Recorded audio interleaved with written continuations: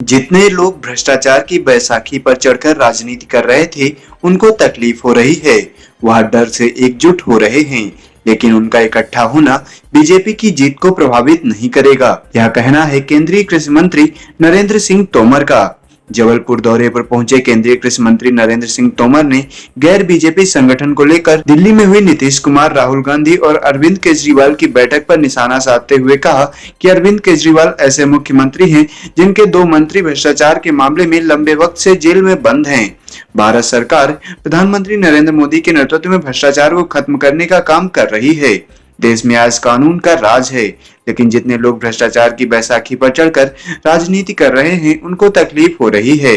वह डर से एकजुट हो रहे हैं, लेकिन उनका इकट्ठा होना बीजेपी की जीत को प्रभावित नहीं करेगा, क्योंकि विपक्षी दल हो या कोई दल हो, वह किसी को भी जिताता नहीं है।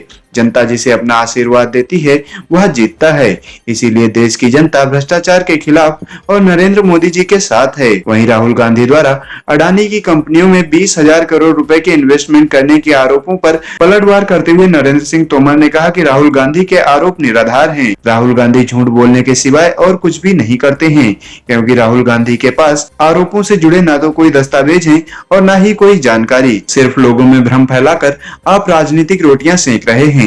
यदि राहुल गांधी के पास सबूत हैं, तो उन्हें जांच एजेंसियों को सौंपना चाहिए। देखिए, कांग्रेस में आदमी होंगे तो साथ लेके चलेंगे ना, लोग ही नहीं है।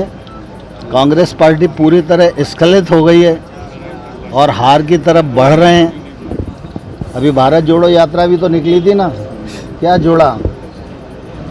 राहुल गांधी जी सिर्फ असत्य बोलते हैं, ना उनके पास कोई डॉक्यूमेंट्स है, ना ही कोई कागज़ है, ना ही कोई जानकारी है।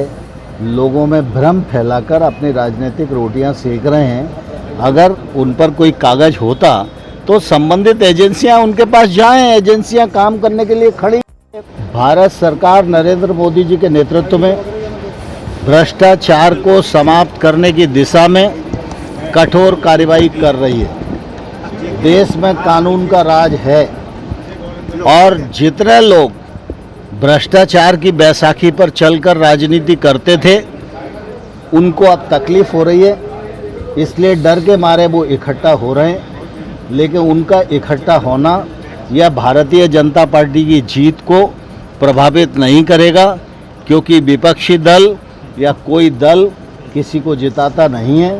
देश की जनता जिसे आशीर्वाद देती है वही जीतता है, और देश की जनता भ्रष्टाचार के विरुद्ध है, और देश की जनता नरेंद्र मोदी जी का। कोई आए कोई जाए, जब चुनाव होगा तो सिर्फ भारतीय जनता पार्टी जीतेगी और सरकार बनाएगी।